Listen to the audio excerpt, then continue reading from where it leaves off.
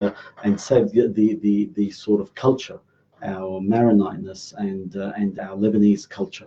So thanks goes out to all the board of directors, and especially also to yourself, one of our board of directors, our vice president as well, and at the same time to all our sponsors that really, without their generous support and their generous donation, we as the Maronite Catholic Society could not have delivered the programs that we are delivering, that we have delivered, and that we are still going to deliver by God's will.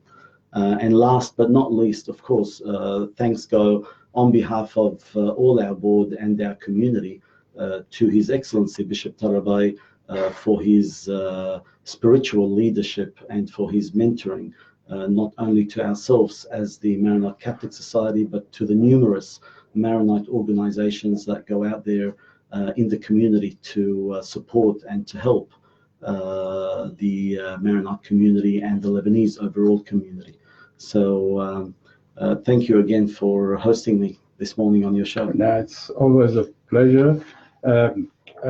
Dr. Anthony, I've asked you before in the previous interview, what inspired you to be involved? Of course, we're going to focus today on the activities of the MCS, but you are a member of so many charities and boards, and you even recently did a fundraiser for the Red Cross of Lebanon. Yes, we'll talk about that soon. Yeah, I mean, this is incredible, and this comes on top of all your workload, and your travels and everything else. So where's the inspiration coming from to keep going and that energy?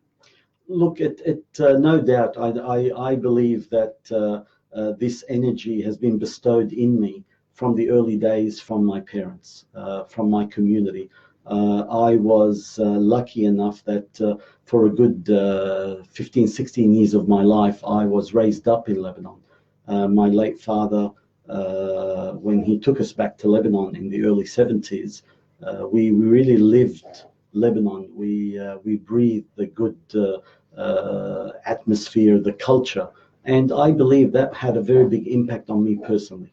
And when I did come back to Australia in the late '89, really I brought back with me a lot of that good vibes from Lebanon, and I had a mission. Really, Sarkis, I had a mission that I wanted to come to Australia, and I wanted to really study, further my education, get my higher education, my master's, my PhD, and some experience here, with the hope that one day I can go back to Lebanon and live there, and also pass on our expertise to our new generation in Lebanon. It's very important that we have a connection between Lebanon that lives in Lebanon, the Lebanese in Lebanon, and the Lebanese abroad.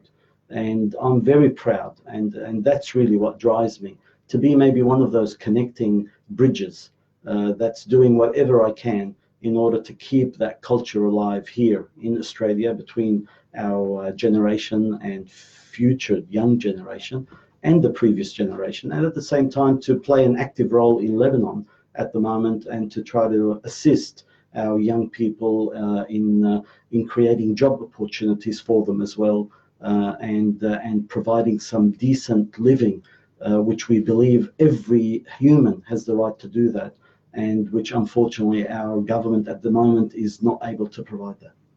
Right.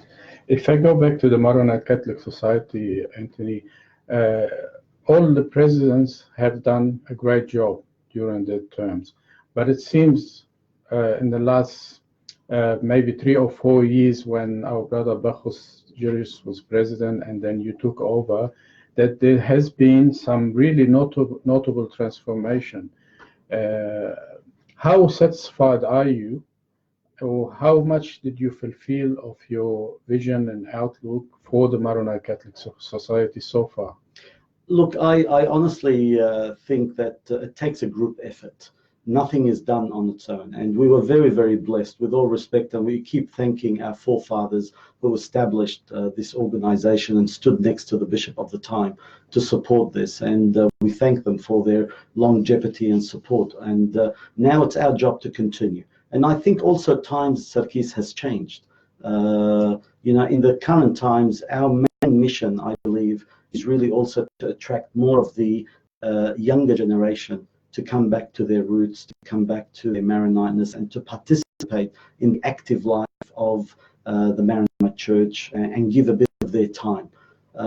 Look, we all give out some of our time, but I honestly think, even though there was harmony before our brother Bechus, but I think there was great harmony when Bechus took over the reign in the first 2 years. And I was only a new comer into the Maronite Catholic Society at that stage, but I did support, and I tried to give him all the support I can, possibly as one of the board members with all our brothers. And the main actions that we took is that all the plans that we had planned at the days that Brother Bechus was the president, I ensured that we continue with that, and we have a sense of continuation, which unfortunately that was the only thing that was lacking in the past. When previous presidents used to exchange, there wasn't continuation. That maybe could have been our shortfall in the past. I think the reason why people maybe see more advancement, it's only because there was a good continuation between a previous president, a current president, and hopefully I can offer that continuation to a future president that will come on board. As to what we have achieved, I think we still have a very long way to go. My ambitions would be really to take the Maronite Catholic Society, with the support, of course, of our board and our supporters and sponsors, to really be one of the leading Maronite organizations to assist the diocese. And thank God, and really we are so blessed that in the last 2 years we have achieved